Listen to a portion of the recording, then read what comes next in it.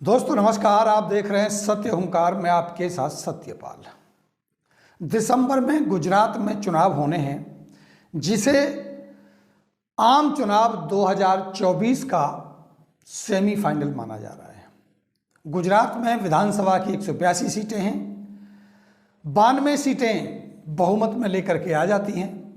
2017 के चुनावों में भारतीय जनता पार्टी ने 99 सीट जीती, कांग्रेस ने 77 सीट जीती, जो कांग्रेस के लिए पिछले 32 सालों का सबसे बेहतरीन प्रदर्शन था। कांग्रेस ये मानकर चल रही थी कि अब की बार वो भाजपा को गुजरात की सत्ता से बाहर कर सकती है, लेकिन आम आदमी पार्टी ने शायद मामला बिगाड़ दिया है और मामला बिगड़ता हुआ दिखाई दे रहा है, क्योंकि जो माहौल गुजरात में बन रहा है ये इस बात का प्रमाण है कि कहीं ऐसा ना हो कि त्रिकोणीय संघर्ष में गुजरात की असेंबली फंस करके रह जाए। अभी जो 3 दिवसीय दौरे पर प्रधानमंत्री नरेंद्र मोदी जी गुजरात में गए, अभी तक केजरीवाल जी का दौरा था और केजरीवाल के बाद मोदी जी का दौरा वहाँ शुरू हुआ, और उस दौरे से जो तस्वीरें आ रही हैं वो हैरान करने वाली हैं। शायद पहली बार ऐसा हुआ होगा कि गुजरात में जो तस्वीर मैं आपको दिखाने वाला हूं वो तस्वीर देखने को मिल रही है। मोदी जी का गृह राज्य भाजपा के शासन को उखाड़ने में नाकामयाब कांग्रेस भले ही इन तस्वीरों को देखकर खुश होती हो, लेकिन कहीं ना कहीं आम आदमी पार्टी ने भी वहाँ सेंध लगा दी है। अब देखना ये होगा कि आम आदमी पार्टी के आने से कांग्रेस को फ़ायदा होगा या भाजपा को फ़ायदा होगा। लेकिन सबसे पहले हम ये तस्वीर देख लेते हैं, जो तस्वीर लेटेस्ट अभी गुजरात से आई है, और ये हैरान करने वाली तस्वीरें हैं। ये देखिए सबसे पहले, उसके बाद बात करते हैं।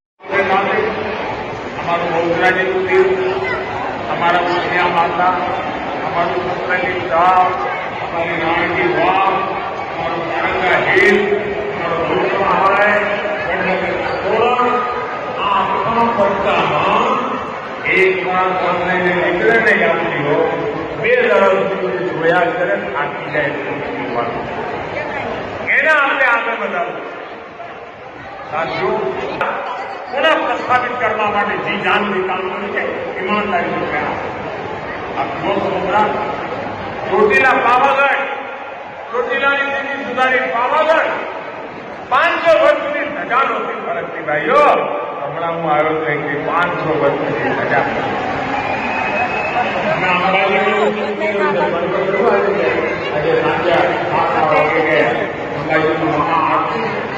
હજારો લોકો એક સાથે શરદ પૂર્ણિમામાં મહાઆરતી કરવા।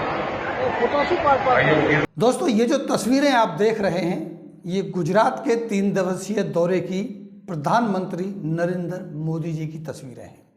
और ये तस्वीरें वो नहीं हैं जो रैली से पहले या रैली के बाद की हों। जैसा कि आप देख पा रहे हैं कि मोदी जी भाषण दे रहे हैं और उसी भाषण के दौरान ये तस्वीरें आपको दिखाई जा रही हैं, और ये तस्वीरें ठीक मोदी जी के स्टेज के सामने की हैं। ये हालात बन चुके हैं कि पूरी की पूरी कुर्सियां खाली पड़ी हैं और मोदी जी भाषण दे रहे हैं। ये जो तस्वीर आप देख पा रहे हैं, ये तस्वीर ली गई है मोदी रैली के बीच में से। यानी जो उम्मीद थी भारतीय जनता पार्टी को, उतने लोग पहुंचे नहीं, या ये मोदी जी के ग्राफ को दर्शाता है। बीच में से ली गई ये तस्वीरें इस बात की ओर इशारा करती हैं कि अब की बार दिसंबर 2022 में गुजरात विधानसभा का मॉडल क्या हो सकता है। और अगर बात करें एक और तस्वीर की, या यूं कहूं कि अगर बात करें एक और बयान की जो नितिन गडकरी जी ने दिया है, जिन्हें पार्टी का बहुत मजबूत नेता माना जाता है, सच्चा नेता माना जाता है, ईमानदार नेता माना जाता है, और काफ़ी अच्छी उनकी छवि है देश के अंदर। वो जो कहते हैं सच कहते हैं, ईमानदारी से कहते हैं। अगर उन्होंने ये बयान दिया है तो आप समझ लीजिएगा कि देश किधर जा रहा है। कहीं ऐसा तो नहीं कि 2024 के सुगबुगाहट, या यूं कहूं कि 2024 की बगावत कहीं ना कहीं दिखने लगी है। क्या कहा गडकरी जी ने, इसे आपको सुनवाते हैं। पहले सुनिए, उसके बाद फिर रिव्यू करते हैं। हमारा देश धनवाने पर जनता गरीब है। भूखमरी, बेरोजगारी, गरीबी, महंगाई इससे ग्रस्त है। जातीयवाद, छुआछूत, अस्पृश्यता, उच्च नीचता का भाव समाज के लिए हमारे लिए बहुत दुखद भी है और समाज के प्रगति के लिए घातक भी है। और विशेष रूप से एक भी बड़ी समस्या है कि हमारे समाज में दो विशेष रूप से वर्गों के बीच का अंतर बहुत ज्यादा है कि हमारे देश में 124 जिले ऐसे हैं कि जो सामाजिक, आर्थिक और शैक्षणिक दृष्टि से पिछड़े हुए हैं, जिनको एस्पिरेंट डिस्ट्रिक्ट कहा जाता है, जहां स्कूलें नहीं है, अस्पताल नहीं है, किसानों के लिए फसल के सही दाम नहीं मिल रहे हैं, युवाओं को रोजगार नहीं है, गांव जाने के लिए रास्ते नहीं है, और जिसके कारण वो सामाजिक, आर्थिक, शैक्षणिक दृष्टि से पिछड़े हुए हैं। तो गडकरी जी कह रहे हैं कि देश में जनता गरीब है, भूखमरी है, बेरोजगारी है, महंगाई है, सामाजिक और आर्थिक विषमता बढ़ रही है।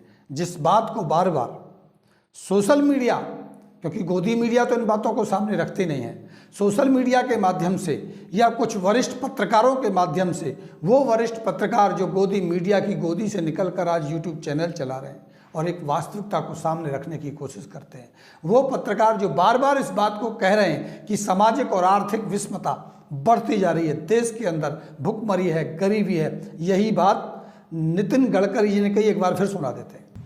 हमारा देश धनवाने पर जनता गरीब है। भूखमरी, बेरोजगारी, गरीबी, महंगाई इससे ग्रस्त है। जातीयवाद, छुआछूत, अस्पृश्यता, उच्च नीचता का भाव समाज के लिए हमारे लिए बहुत दुखद भी है और समाज के प्रगति के लिए घातक भी है। और क्या कहा नितिन गडकरी जी ने, 124 जिले ऐसे हैं जिनमें स्कूल नहीं है। इस अदद सच्चाई को भारतीय जनता पार्टी के बड़े नेता नितिन गडकरी ने माना है।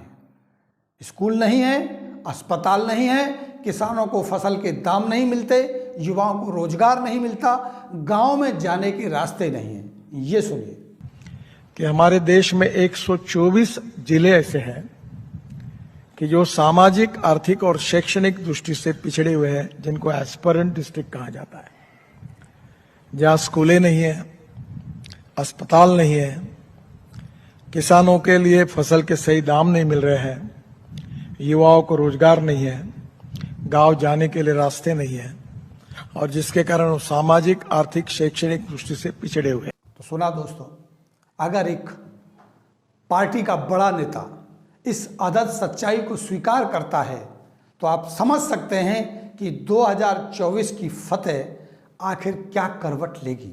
जिस तरह की तस्वीरें आपको गुजरात से मिल रही हैं, वो भी उस गुजरात से जिस गुजरात के मॉडल को दिखा करके पूरे के पूरे देश के ऊपर शासन चल रहा है, जिस गुजरात के मॉडल को दिखा करके 2024 में एक बार फिर भारतीय जनता पार्टी चुनावी मैदान में उतरने वाली है। मोदी जी का जादू चला गया या मोदी जी का जादू चल रहा है, ये तस्वीरें स्पष्ट करती हैं, ये खाली कुर्सियां स्पष्ट करती हैं कि कहीं ना कहीं अब की बार मामला बदल रहा है, देश की हवा बदल रही है। अब ना वो माहौल है जो मोदी जी के साथ रहा करता था, मोदी मोदी मोदी, और ना ही अब वो माहौल है जो देश के अंदर एक बहार थी, एक बात होती थी।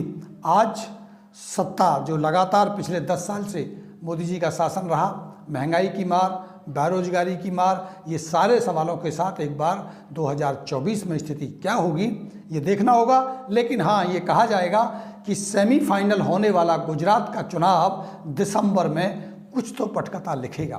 कहीं ना कहीं आम आदमी पार्टी यानी केजरीवाल अपनी मजबूत दावेदारी बनाते हुए गुजरात में दिखाई देंगे, ऐसा अनुमान है। ये तो नहीं कहा जा सकता कि वो सत्ता में काबिज हो सकें, लेकिन ये माना जा रहा है कि एक बात तो पक्की है, एक बात तो तय है, जो केजरीवाल के साथ होगी, या तो सत्ता में होंगे, राष्ट्रीय पार्टी बनाने में अपने आप को कामयाब कर लेंगे। तो ऐसी ही पड़ताल पर जुड़े रहें हमारे साथ, देखते रहें सत्य हुंकार। अभी लेते हैं इजाजत, नमस्कार।